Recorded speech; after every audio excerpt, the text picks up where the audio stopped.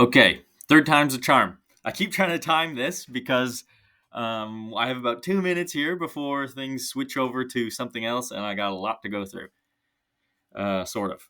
So today we're just going through a video of how to throw and a bunch of mistakes. I shouldn't even say mistakes, but just issues that I run into and how I deal with them, and you get to see some of my techniques and how I deal with things.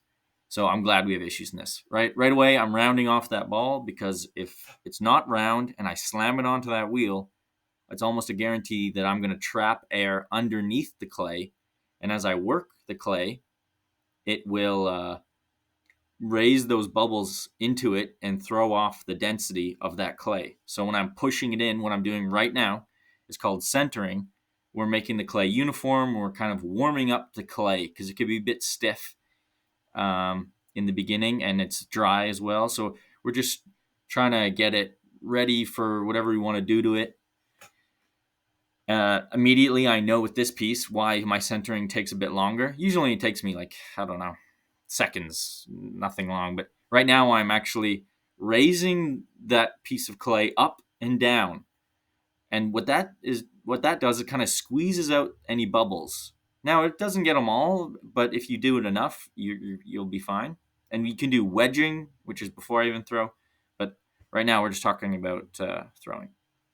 So you see my left hand, I gotta go fast here. My left arm is hooked into my hips. I'm not using my muscles to try to push it in.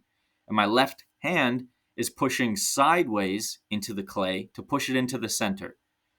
My top hand is almost not even putting pressure on there, it's just holding that top flat. Okay, so once I achieved the center, I place my two hands around it. This is called opening the hole. There's not an exact term for it. And all you do is you put your thumb lightly on top and you let the wheel center your thumb perfectly into the center of that piece of clay. And then I push down and I open this hole. You'll see that I was using that pin tool for a second there, that sharp guy. That was merely to determine how deep is the bottom of my piece. Because with this piece in particular, I have to take it off by hand. I don't have a bat underneath, like a plate where I can just pick it up. So I have to keep it a bit thicker on the bottom so that I can grab it and safely without warping it too much and bring it over to my drying area. Right away, Mark's fast. Holy crap, he's fast. He's jumping right into throwing. Oh, this is hard to keep up. But I got 6 minutes left, so I think I might start slowing down here a bit because I throw multiple times. So we're not in too much of a rush now. But throwing, that's the actual part where we're raising the walls, as you see there. I'm taking my left hand, putting it inside. Now, everyone does this differently, and some people are even goofy-handed with this. So almost every single wheel I've seen, you can actually turn the wheel the other way. This is just an electronic motor that just spins. That's all it is. And my right foot has a pedal, just like I'm driving a car. And that's how I manage my speed. So you wonder why it stops and goes and I'm not doing anything. I actually am. My right foot is on the pedal. But yeah, throwing my right hand, you'll see right now it's planted on my leg. I want my right hand to be as stable as can be. It just goes up and down. I don't want it to go sideways and all that, not till later for shaping. I just want it so that when I move my arm up, I'm just going straight up and down. It's like the anvil for my hammer. My left hand is acting as my hammer, and I'm pinching a bunch of clay. Now, the more you pinch, the more dangerous it gets because you want to be a bit gradual. Because if you pull too much clay and it's going real thin, it can get weak in certain areas and it will torque. And we're going to see that in a second here, where my middle section is just too thin for me to push it back in. So I can see that I've got pretty much the height that I want in this video. I'm starting to shape it. I'm giving it that belly. And you'll see in my right hand, I have a rib. That's a wooden rib. And that I use particularly for shaping because my left hand is going to be going to be delicate. And I'm going to gently push out from inside the cup against that rib. That rib is there to make my pressure and my force on this piece consistent. So when I want to make that belly, I don't go too far or not far enough, because remember, we're always trying to be uniform. You want to be uniform when throwing. Here is a technique called collaring. I've talked about in another video, where essentially I'm trying to force the clay back in and tight. Now this can have some difficulties to it. Like this one, you can even see because of our view, which is actually nice.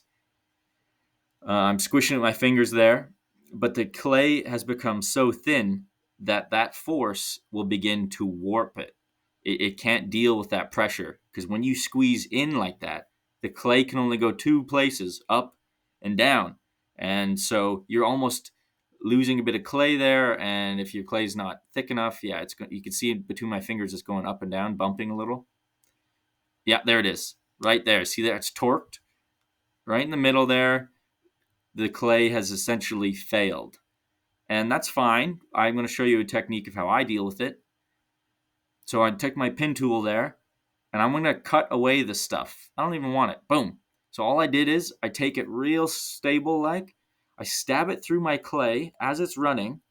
And on the other side of that pin tool, I grab it, kind of stab it in my finger a little bit, and I run it through. But you have to be careful. You want it running exactly the same height. Otherwise, you're going to cut up your piece to ribbons, and it'll be uneven. And you can see even now, it's not a perfect technique. There is another way to do that with a wire.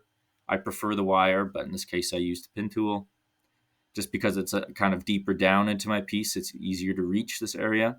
And then I took a sponge just to kind of smooth. Oh, there you go. I'm using a wire.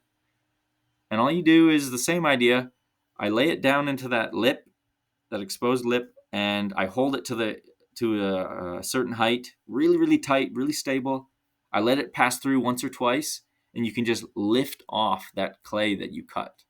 Now I'm taking the sponge, just like I said before, and I just smooth it off. I make it a bit more even, because later on when I trim this the next day, you're going to lay it on that lip. And if that lip isn't equal or like pretty close in terms of height on all sides and everything, you'll end up trimming kind of offside. It's a bit angled. It's not quite as perfect, though it is difficult for someone to notice these imperfections without spinning it on a wheel.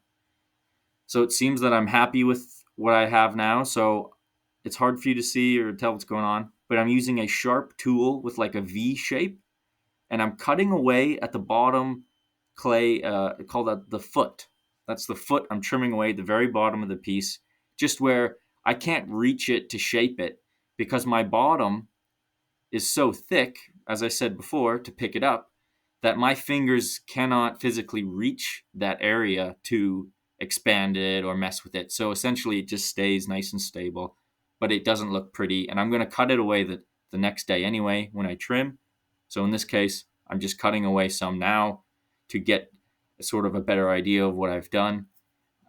It's also a little easier to take off. Here I'm taking a lot of water. I want really runny water when I do this. And I run a wire underneath multiple times. Sometimes it doesn't come right away. This came perfect. Now that clay is actually kind of like levitating or slipping on that on that water. So you'll see I just move it over a little. With that hand underneath, I'm pushing up to grab it, and I can put it away to dry out and trim it the next day. Yeah, and that's just a really quick how to throw. Thanks for checking in.